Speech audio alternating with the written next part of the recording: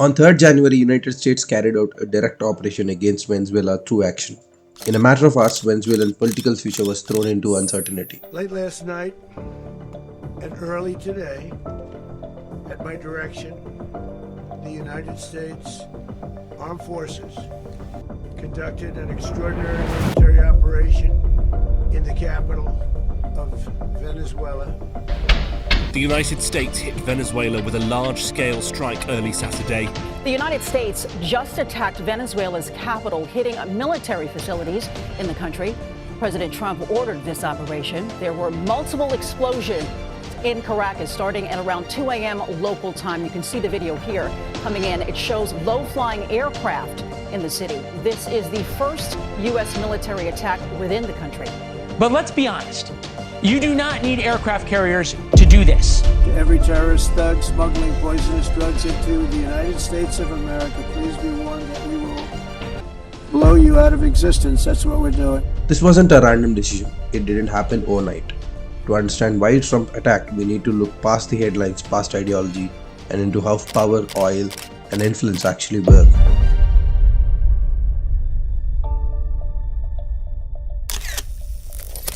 Early January, the United States launched a direct operation targeting Venezuela. This was not a sanction, not a diplomatic warning, a real-world operation involving US military and security forces. Good morning, Griffin. A daring operation in the pre-dawn hours in 2 a.m. local in Caracas, 1 a.m. East Coast time. U.S. Special Operations Forces flew in from off the coast of Venezuela to snatch Venezuelan leader Nicolas Maduro and his wife.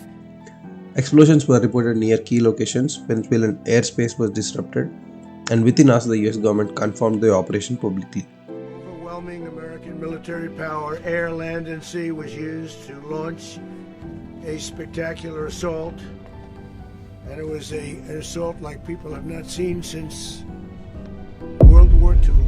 American officials accused Venezuelan leadership of large-scale drug trafficking, criminal links, threats extending beyond Venezuelan borders. Deadly serious about stopping the flow of drugs and poison to our people. Deadly serious about getting back the oil that was stolen from us. And deadly serious about reestablishing American deterrence and dominance in the Western Hemisphere. And the message from Washington was simple. This was not an act of war, it was an act of enforcement. As the President said, the United States military conducted an apprehension mission in Caracas, Venezuela, to bring to justice two indicted persons, Nicolas and Cecilia Maduro. Some countries condemned the US of violating sovereignty. Around the world, there's also harsh reaction as well. What can you tell us, Amy? Well, this morning, the UN Secretary General released a statement saying he is deeply concerned that international law may not have been respected. As you mentioned, global leaders are watching as all of this unfolds to see what comes next for Venezuela and U.S. foreign policy. But for ordinary Venezuelans, the question wasn't geopolitics, it was what is actually happening to our country. But the question is, why did Trump choose this moment? Let's understand that in chapter 2. Long before this operation, US was already trying to change Venezuela's direction, not with troops but with pressure. Sanctions on oil, diplomatic isolation, financial restrictions. The idea was simple, making governing so difficult that change became inevitable. For a while, Washington believed this would work. Over time, something became clear inside the US government. The pressure wasn't producing results. The leadership in Venezuela stayed in power. The economy collapsed, but the system survived. For Washington's point of view, this was a problem. As time passed, the cost of waiting increased. Venezuela didn't collapse into isolation. Instead, it adapted. Oil found new paths, like most of its oil goes to China. Trade rerouted, new international partners stepped in. They are making deals with Russia in weapons, etc., etc. In Trump's view, long negotiations signal weakness. So instead of extending a strategy that wasn't working, he chose to change the equation entirely. Trump has been fixated with Venezuela for a while now. He says it's about drug trafficking. It's about stopping illegal migration. But if there was any doubt about the real intentions, this operation has cleared it. Venezuela is a country on the northern coast of South America. It has vast natural resources, especially oil. Venezuela has the largest proven oil reserves in the world. Venezuela was economically fragile, politically isolated, and lacking strong regional support. So, Trump took a decision, a moment where action would face limited resistance, and in geopolitics, windows don't stay open for long.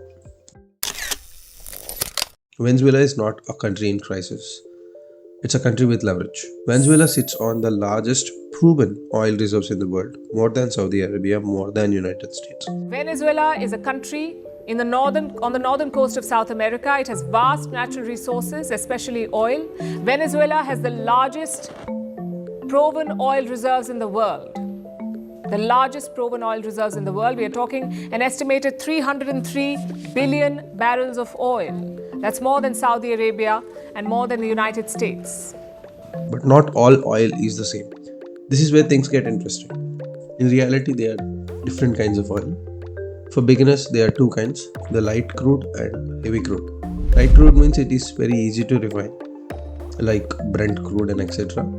And this is heavy crude. Heavy crude is thick and sticky, very hard to refine. And this is the kind of oil Venezuela has. It is less convenient, but there is a lot of it. Much of this oil is heavy crude. It is harder to extract and more expensive to refine, which is why Venezuela's current output is far below potential. The world is already dealing with energy instability, wars and supply shocks, uncertain oil prices. In that kind of environment, a massive supply of heavy crude suddenly matters a lot more. And from Washington's perspective, a hostile Venezuela sits on this oil is a risk. Geography makes this even more sensitive. Venezuela sits close to the Caribbean, major shipping routes, the US sphere of influence. Energy plus proximity is a powerful combination. As US pressure increased, Venezuela adapted. China stepped in with loans and infrastructure. Russia offered military cooperation. Iran helped with sanctions, workarounds, and energy expertise. From Washington's point of view, this wasn't just survival, it's a strategic drift. Also, Trump's New Year resolution is to become superior in Western Hemisphere. So he attacked and he toppled the leadership. Okay, in my opinion, there are three scenarios. The first one is the opposition takes over. The most prominent figure here is Maria Corina Machado, who is a Nobel Peace Prize awardee, a long-time opposition leader, widely supported by Western governments. In this scenario, a transactional government is formed, sanctions begin to ease, Venezuela is slowly reintegrated into global markets. Second one is a bit difficult scenario, but history wants us to be careful with optimism. When US has intervened like this before, like in Iraq and Libya, in both cases the problem wasn't removing power, it was what came after. So our viewers remember, we have captured a number of dictators throughout history. Now you start in March of 2003, the U.S. went to war, Operation Iraqi Freedom, an invasion into Iraq to free the Iraqi people. And then by late November, up north of Tikrit, Saddam Hussein was captured. It wasn't without, obviously, a long war. That was less the law enforcement operation that we're seeing this morning in a full military operation. But then back in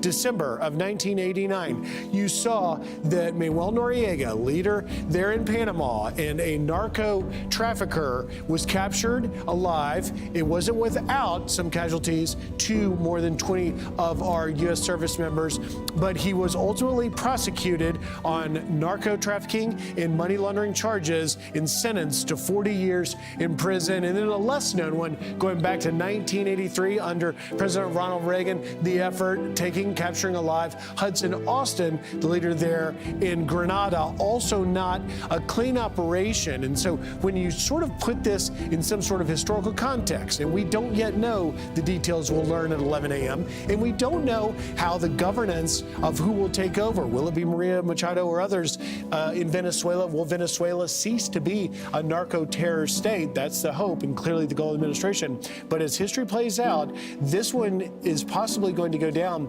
as one of the most unique and successful operations tackling such a monumental task of eradicating the threat of narcotics, which you full well know, Dr. Sapphire, about the dangers that these drugs bring to the U.S., particularly young people. The third one is most likely outcome is also the least dramatic. There is no clear victory, no clean transaction. Political uncertainty For ordinary Venezuelans, this is dangerous in a quiet way. And this crisis isn't about Venezuela, it's about a pattern. When pressure fails, powerful countries face a choice. It's a developing situation, let's understand more. Before you go off, pin a question in the comment box. If you know the answer, please make a comment and give your feedback. Most importantly, subscribe. If you are interested, watch my other documentaries. I've placed it here. Bye.